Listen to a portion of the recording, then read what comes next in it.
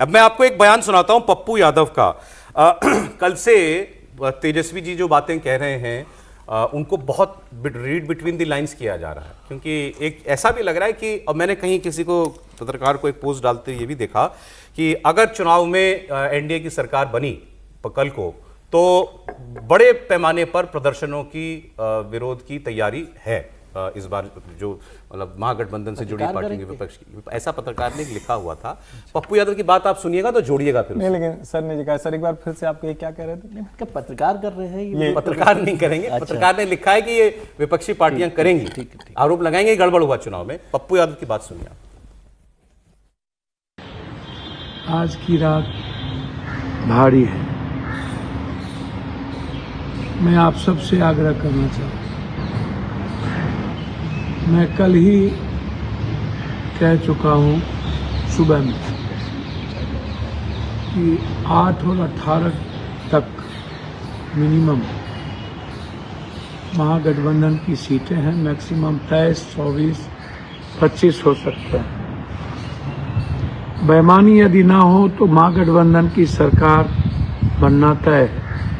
करो मरो का ये चुनाव है, मरता क्या नहीं करता। अंजाम जितना भारी हो परवाह मत कीजिएगा। जी के क्या करना है जब हम अपने अधिकार की हिफाजत नहीं कर पाएंगे?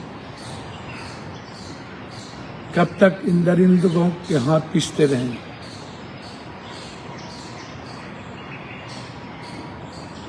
इंडिया गठबंधन की सरकार बने, इसके लिए कुर्बानी देनी होगी। यदि उधर बंदूक, पुलिस, ताकत है तो हमारे पास जनता है। गोली खाने की हिम्मत है, मरने की हिम्मत है। सुन रहे आप? समझे आप क्यों मैं ये बात कह रहा था? जीके क्या करेंगे जब अधिकार छिन जाएगा? गोली खाने की ताकत है, हमारे पास जनता है। क्यों भाई, क्यों कर रहे हैं ऐसी बात? और यही आपको अपनी ही मर्जी का चुनाव लिखाना था तो भाई जिस दिन डेट अनाउंस हुई थी, जैसे मैं कह रहा था, उसी दिन लिखा लेते। फिर चुनाव में क्यों 2 महीना आप इतना पसीना बहाया है? मैं कह रहा हूं आपसे, ये बात कई जगह से आ रही है कि चुनाव परिणाम अगर महागठबंधन के पक्ष में नहीं हुआ तो तैयारी बड़े पैमाने पर विरोध प्रदर्शनों की है। नहीं, विरोध प्रदर्शन ये तो गोली खाने तक चले गए। खुले आम है कि हम विद्रोह करेंगे, सड़क पर उतरेंगे, गोलीबारी चलेगी, हम उसके लिए तैयार हैं। तो मैं तो ये कह रहा हूँ कि ये और ये राहुल गांधी की नसीहत है। एक सेकंड। हाँ सर। पप्पू यादव जी बड़े नेता हैं, एमपी है, सब कुछ है। अगर ये बात वो चुनावों से 15 दिन पहले, मतलब जब वोटिंग से पहले कह देते कि भाई मरना पड़े जीना पड़े चुनाव के लिए लग जाओ, तो ये आज नहीं कहना पड़ता ना। चुनाव में उसी ताकत के साथ लग जाती कांग्रेस पार्टी या महागठबंधन, तो फिर तो इस बात को कहने की जरूरत नहीं पड़ती। और मुझे नहीं लगता कि कोई जनता इस तरह से सड़क पर आने वाली है। नतीजे जो भी आएंगे, ये तो धमकी दे रहे हैं ना। धमकी ठीक है, उनको धमकी देने दीजिए, उससे कोई बड़ा फर्क नहीं पड़ रहा। एक चीज मैं जोड़ना चाहता हूँ, मुझे नहीं पता टूडे चाणक्य ने बीजेपी जेडीयू की सीट्स अलग अलग की है क्या इसमें? नहीं, अभी तक तो नहीं है इसमें। जैसे वोट वाइब में उन्होंने और एक्सिस माई इंडिया में दोनों ने बीजेपी को कम सीटें दी है, जनता दल यूनाइटेड से।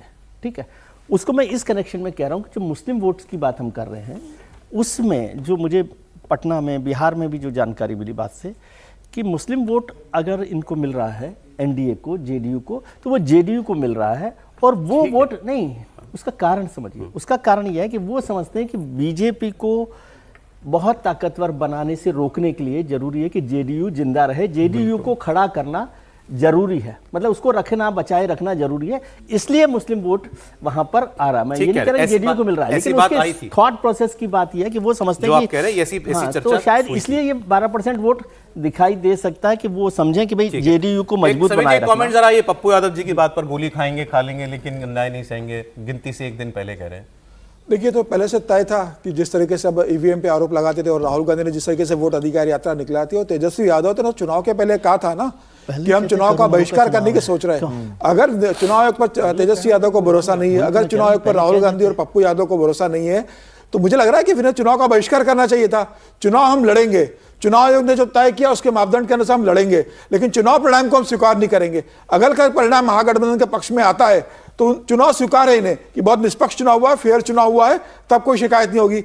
अगर चुनाव हार जाते हैं तो ये कह देंगे कि ईवीएम में गड़बड़ हुई, वोट अधिकार यात्रा जो राहुल गांधी ने निकाली थी, जो वोट काटे गए थे, हमारे वोट काटे गए, इसलिए हम चुनाव हार गए हैं, और फिर ये उपद्रव करने की कोशिश करेंगे।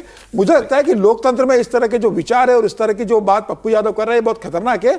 आप चुनाव लड़ रहे हैं, हार जीत होती रहती है, आप गरिमापूर्ण तरीके से हार स्वीकार कीजिए, अगले चुनाव के लिए तैयार कीजिए। आप यह कहना कि लोकतंत्र में हम चुनी हुई सरकार के खिलाफ बगावत कर देंगे, चुनाव आयोग को नहीं मानेंगे। सर एक क्यों 3 बयान सुना दिए ना आज हमने। बिल्कुल। पप्पू यादव तो खुल के कह रहे हैं गोली खा लेंगे हम। ये सीधे तेजस्वी क्या बोले? तेजस्वी ने भी तो यही बोला, यही बेईमानी है। नहीं सहेंगे। तेजस्वी, राहुल गांधी भी दिग्विजय यही सिंह कहते हैं। अगर एनडीए जीत गया तो बेईमानी। सौरभ जी, राहुल गांधी भी इसका यही कहते सबसे हैं, अगर सिरमौर कौन राहुल गांधी भी यही कहते हैं, अगर राहुल गांधी हिंदुस्तान के अंदर होते तो राहुल गांधी का भी यही बयान आता। अब राहुल गांधी जब लौट कर आएंगे, जब मुख्यमंत्री का शपथ ग्रहण हो जाएगा, तब वो कहेंगे कि अब हम सड़क पर उतरना है। तो मुझे लग रहा है ये बहुत खतरनाक है। और कल तो फोटो आ गई ना, वो तो कहीं एयरपोर्ट की तस्वीर भी आ गई, बाहर गए हुए राहुल गांधी। सर 2-3 मिनट है तो मैं जल्दी से 2 सर्वे, एक जो कल आया था, दोनों एक्चुअली कल आए थे। एक सीएनएक्स का सर्वे था, ये भी एनडीए को 150 से 170 सीटें दे रहे हैं, महागठबंधन को 70 से 90। ये टुडेज चाणक्य वाली लीग है पूरी, ठीक। ये 160 निकलता है इनका मिडिल पॉइंट एनडीए का, टुडेज चाणक्य का भी 160 है। जन स्वराज को 2 सीटें, ये सब जैसे बाकी सर्वे ने दिया। एक एक्सिस के सर्वे की चर्चा नहीं, क्योंकि इन्होंने सर्वे अत्यंत डिटेल में किया है, मतलब ऐसे ऐसे उसमें पॉइंट निकाले हैं। मैं पूरा डिस्कस करूं तो 2 घंटे इसी में निकल जाएंगे। वोट शेयर में 2% का अंतर, एनडीए को ज्यादा इन्होंने आगे बताया है। सीटें जो हैं इन्होंने मेरे ख्याल में 145 से जहां उनका 145 सीटें शायद दी थी। जहां एक्स नहीं, मीन जो है 135 के करीब बना है। 135 मीन था इनका एक्सिस का। 121 से शुरू किया है, 121 से शुरू किया है और 142। जी बिल्कुल ठीक, बिल्कुल ठीक। मीन का 130 है सर, मीन 130 मीन 130 है। तो ये 130 एनडीए को कह रहे हैं और लगभग 110 के आसपास कह रहे हैं 118 इनका महागठबंधन। महागठबंधन 2% वोट का अंतर है और 20 सीट का अंतर मोटा मोटा, ठीक है। 130 सीट कह रहे हैं एनडीए को आएगी, क्लोज बता रहे हैं मामला। ये नंबर 1 पार्टी ये बता रहे हैं आरजेडी को, जिनका 67 से 76। नंबर 2 पार्टी बता रहे हैं जेडीयू को 56 से 62। नंबर 3 बता रहे हैं बीजेपी को 50 से 56। कांग्रेस को इन्होंने बताया अच्छा करेगी 17 से 21, 19 सीट जितनी ये अभी इस बार बता रहे हैं। पिछली बार 70 सीट लड़के आई थी कांग्रेस को, इस बार तो 60 ही सीट लड़ रही है वो। तो इसका मतलब कांग्रेस, इनके हिसाब से कांग्रेस को अच्छा करना चाहिए। और उधर एलजेपी को लगभग 14 सीटें, 13 सीटें, हमको 2 से 3, आरएलएम को 2 से 4। हाँ सर, इस पर कुछ कहना है? मैंने कहा ये दोनों चीज़ों, इसमें जो सबसे सरप्राइजिंग यदि कहा जाए कि एक तरफ 130 सीटें कर रहे हैं, फिर बीजेपी तीसरे नंबर पर पार्टी हो, तो ये थोड़ा सा एक कंट्राडिक्शन लगता है। और यदि आरजेडी नंबर 1 पार्टी बनती है और कांग्रेस भी अच्छा कर रही है, तो फिर वो क्यों पीछे रहेगी पार्टी? क्योंकि दोनों माले तो अच्छा करेगी, दोनों बेहतर हैं। माले भी है, माले भी कम से कम 12 माले भी सीटें है, जीतेगी। माले के लिए तो उन्होंने कम कहा है, माले कम बताया, माले कम बताया, लेकिन मतलब वो इतना मुश्किल नहीं लगता मेरे को। इसी में है कि भाई क्या बीजेपी 3rd नंबर की पार्टी हो सकती है? सर अब ब्रॉडली एग्जिट पोल्स की 3 कैटेगरी आप ही बोलिएगा, मैं बस इतना बता रहा हूं। जितने एग्जिट पोल आए, कम से कम 12-14 एग्जिट पोल आ गए 2 दिन में। 3 कैटेगरी है एग्जिट पोल की। एक कैटेगरी जो कहती है बंपर एनडीए की जीत 150 पार 160। दूसरी कैटेगरी है कंफर्टेबल मेजॉरिटी 140 प्लस। और एक तीसरी कैटेगरी है जो कह रही है 130, उधर 110, ऐसा वाला मामला। लेकिन तीनों ही सूरतों में जीत एनडीए की है, एक क्लोज फिनिश, एक कंफर्टेबल फिनिश और एक बंपर फिनिश। ये 3 कैटेगरी है मोटी।